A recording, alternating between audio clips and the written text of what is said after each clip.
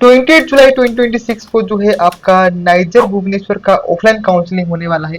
तो आज के इस वीडियो में हम देखते हैं कि ऐसे कौन से इंपॉर्टेंट पॉइंट्स है जो कि आपको काउंसलिंग से पहले जो है आपको ध्यान में रखना है, ताकि आपका काउंसलिंग प्रोसेस जो है ऑफलाइन काउंसलिंग प्रोसेस स्मूथली चले। तो बिना किसी टाइम पर चलिए वीडियो को स्टार्ट करते हैं।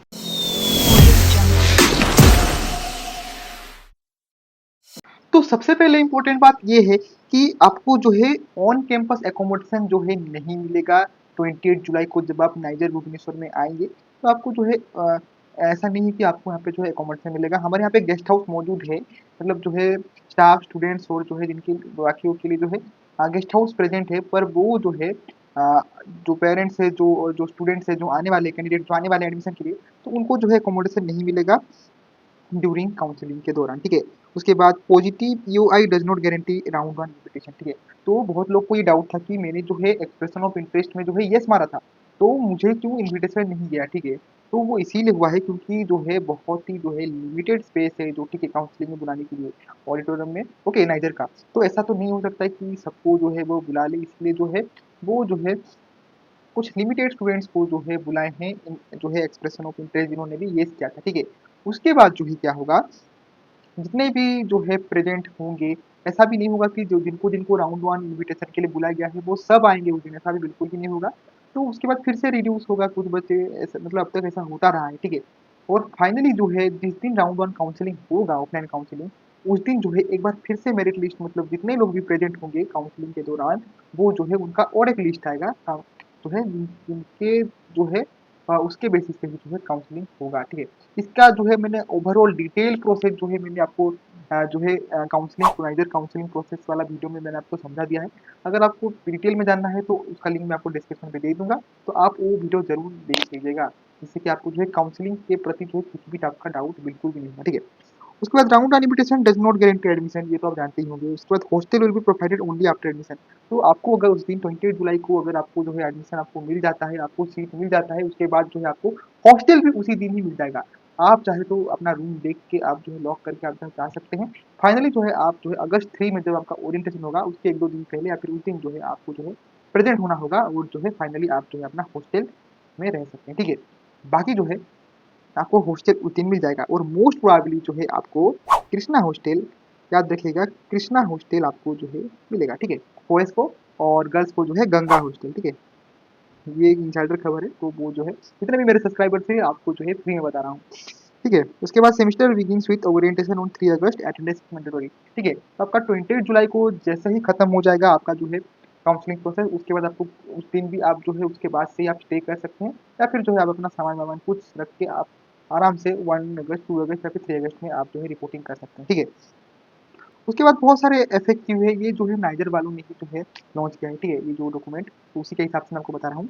तो एक फ्रिक्वेंटली आस्क्ड क्वेश्चन था कि सर्टिफिकेट वेरिफिकेशन के लिए बहुत सारा जो है बच्चों को डाउट था कि can certificates be verified by email. तो नो, बिल्कुल भी नहीं, ठीक है। आपने जो भी सर्टिफिकेट जो है ऑनलाइन अपलोड किया था पोर्टल में, उसका जो है ओरिजिनल जो है वेरिफिकेशन होगा आपका 28 जुलाई को नाइजर भुवनेश्वर में, ठीक है। So caste, domicile, JNK, PWD certificates will be verified only during document verification और admission day, ठीक है। और नो ओपिनियन और verification is provide over email, email के थ्रू जो है कुछ भी वेरिफिकेशन और कुछ ओपिनियन वगैरह कुछ नहीं होगा। फाइनल जो आपका जो है वेरिफिकेशन होगा वो काउंसलिंग के दौरान ही होगा, ठीक है। और इनवैलिड सर्टिफिकेट्स अगर आप जो होगा, अगर यानी कि डेट वगैरह या फिर जो है आउट ऑफ जो है मतलब वैलिडिटी हो गया हो आपका सर्टिफिकेट, तो वो जो है आपका इनवैलिड माना जाएगा, ठीक है। और आपको रिजर्वेशन बेनिफिट्स नहीं मिलेगा, फिर आपको जो है यूआर कंसिडर किया जाएगा, और उसके हिसाब से जो है आपका काउंसलिंग प्रोसेस कंटिन्यू होगा, ठीक है। उसके बाद UR rank and reservation. So if your UR rank अगर आपका 650 के अंडर है, ठीक है, so you are still be consider under the UR category even if your reservation certificate is invalid. अगर तो वही है कि अगर आपका रिजर्वेशन सर्टिफिकेट इनवैलिड है, तो आपको जो है यूआर कैटेगरी में, आपको यूआर में जो है आपको अंडर रिजर्व में आपको माना जाएगा, ठीक है। और अबव 650 है, so invitation depends on your reserve category, ठीक है। आपका रिजर्व कैटेगरी के हिसाब से आपको सीट मिलेगा। और सर्टिफिकेट इनवैलिड हुआ, सो आप जो है राउंड वन के जो है एडमिशन में आप अनएलिजिबल है, मतलब समझ गए।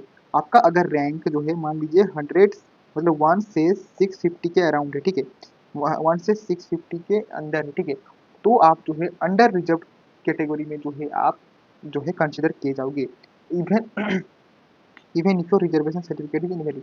अगर आपका सर्टिफिकेट अप्लाई हुआ, मान लीजिए आप ओबीसी के हो और आपका अंडर रिजर्व कैटेगरी भी जो है रैंक जो है 650 के अंडर है, ठीक है, तो और मान लीजिए आपका ओबीसी सर्टिफिकेट जो है इनवैलिड हो गया, तो आप अंडर रिजर्व कैटेगरी में जो है आप कंसिडर किए जाओगे।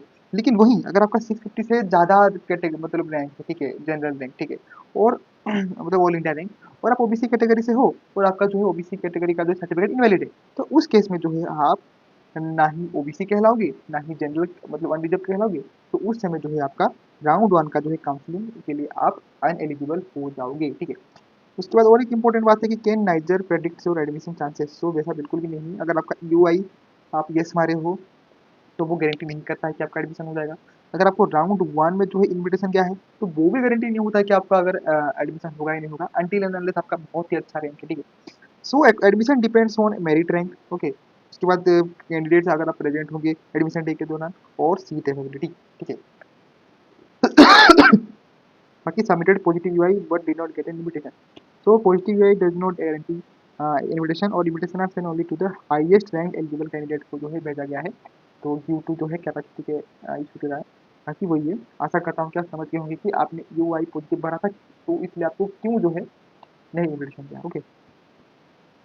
बाकी देख सकते हैं FAQ 4 में does round one invitation guarantee admission. So वो भी नो है, जैसा कि मैंने आपको बताया। सीट अगर आपको अलॉट नहीं किया जाएगा तो आपको जो है वेट लिस्ट में रख दिया जाएगा। उसके बाद अगर जिनको भी सीट मिला है उनमें से अगर कोई सीट छोड़ दे तो आपको जो है ट्रांसफर किया जाएगा, और उसमें आपको ऐसा नहीं कि वापस जाकर डॉक्यूमेंट वेरिफिकेशन, ऐसा बिल्कुल भी नहीं है। जो भी लोग जितने भी बच्चे जो है राउंड वन काउंसिलिंग में प्रेजेंट होंगे सबका डॉक्यूमेंट वेरिफिकेशन होगा, भले आपका सीट मिला हो या फिर आपको वेट लिस्ट में डाला हो, सबका जो है डॉक्यूमेंट वेरिफिकेशन जो है होगा उसी दिन, ठीक है, सबका होगा, ठीक है।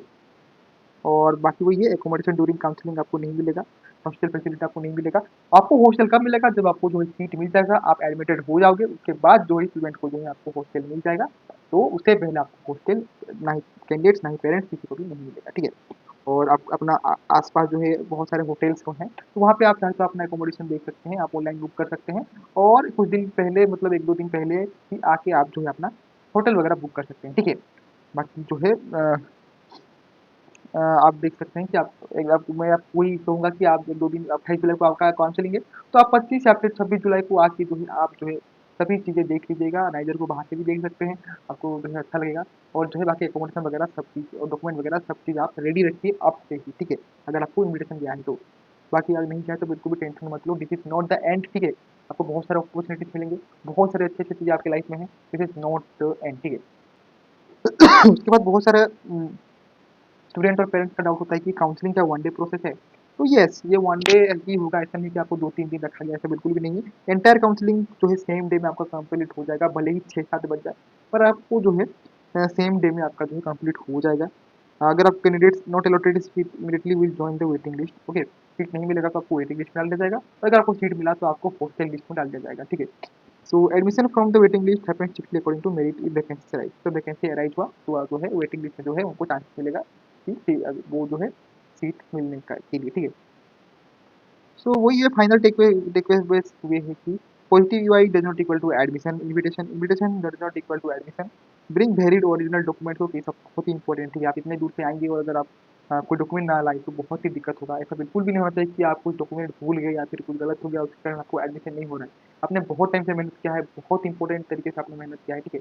तो ऐसा छोटी गलती बिल्कुल भी ना करेगा, ठीक है। अगर किसी भी तरह का डाउट है तो आप हमारे Instagram handle, Telegram handle, YouTube description पे आप हमें बोल सकते हैं। मैं आपका हेल्प करने का पूरा ट्राई करूँगा आपको। और बाकी जो है देख सकते हैं कैंपस एकोमोडेशन ड्यूरिंग काउंसलिंग नहीं मिलेगा, और ओरिएंटेशन आपका जो है 3 अगस्त को हो जाएगा फॉर एडमिटेड स्टूडेंट। तो यही था आज के इस वीडियो के लिए। आशा करता हूँ कि आप जितना भी पॉइंट मैंने आज के वीडियो में कहा आप उसको ध्यान में देंगे और जो है किसी भी तरह का मिस्टेक नहीं करेंगे, ठीक है।